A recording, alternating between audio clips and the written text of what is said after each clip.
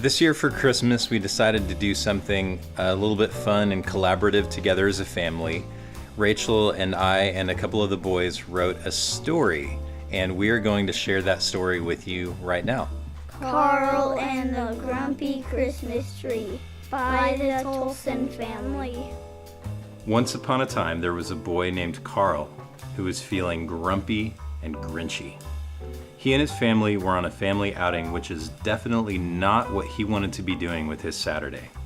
Instead of playing video games and reading books, he had to go to the zoo, the park, the grocery store, and the tree farm to pick their family Christmas tree. The zoo was smelly, and there was too much walking.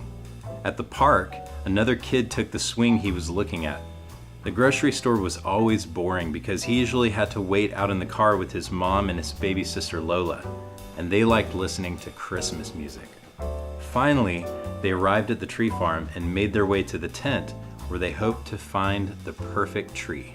"This one seems nice," said Carl's mom. "I was thinking this one," said Lola, studying a tree that would definitely be way too big for the house. "I think we should let Carl choose the tree this year," said Carl's mom. "I definitely want to," said Carl in the most sarcastic voice he could muster. "Come on," said his mom. "Carl, Carl, Carl, Carl, Carl," they chanted. "For the last time, no," he yelled. All the other heads turned to see what was going on. "I'm not going to pick the tree," he said, trying to stay calm. "Then I guess we won't have a Christmas tree this year," said Carl's mom. No one said a word. They waited. Did they think he was going to change his mind? Carl would not relent. He would not. It's just that everyone was looking at him. "Fine," he said. He folded his arms across his chest and tried not to stomp toward the Christmas trees. He pointed at the first one he saw. "This one." "No way." Carl's arms dropped to his side. The voice was not his mom's voice. It was not his dad's or Lola's. "I am not going to your house." Carl's eyes widened. The tree was talking. The tree shook itself. "I will never," the tree said. All he could remember after that was falling unconscious. When he came to, he was in the car next to his sister. The tree was in the back behind him. "Carl," it said, "why did you pick me for your Christmas tree? I hate Christmas." "How could you hate Christmas?" Carl said. "You're a Christmas tree." "Who are you talking to, Carl?" his sister asked. "The Christmas tree!" he yelled. "You mean you can't hear it?" "Ahem," said the tree. "You mean him? Did you hit your head or something?" she asked. "Trees can't talk. I must be losing my mind or something," Carl thought. When they got home, the tree, who they named JJ, James Jones, started to complain, and only Carl could hear it.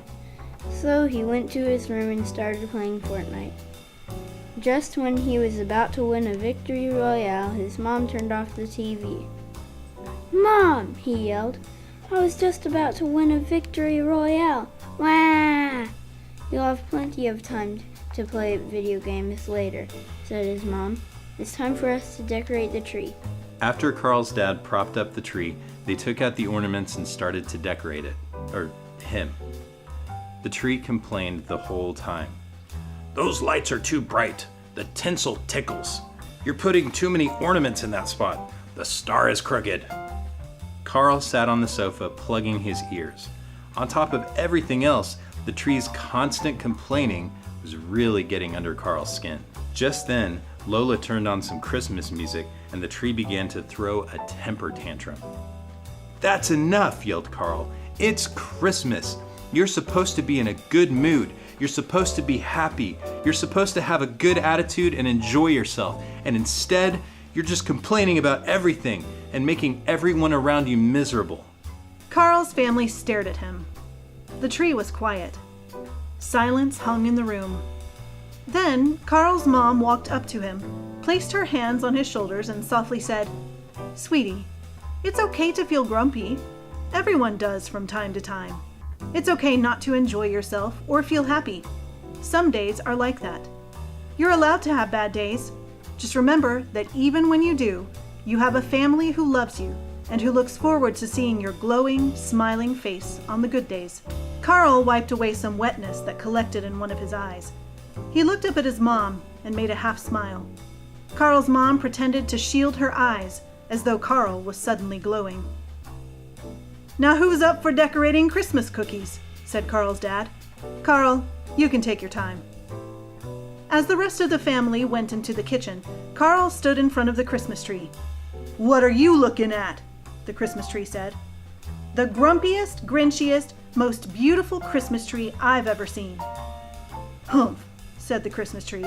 But as Carl stood there, he was certain the tree seemed to stand just a little bit taller. And with a glowing smile on his face, he skipped into the kitchen to decorate Christmas cookies with his family. The end. And Merry Christmas and Happy New Year!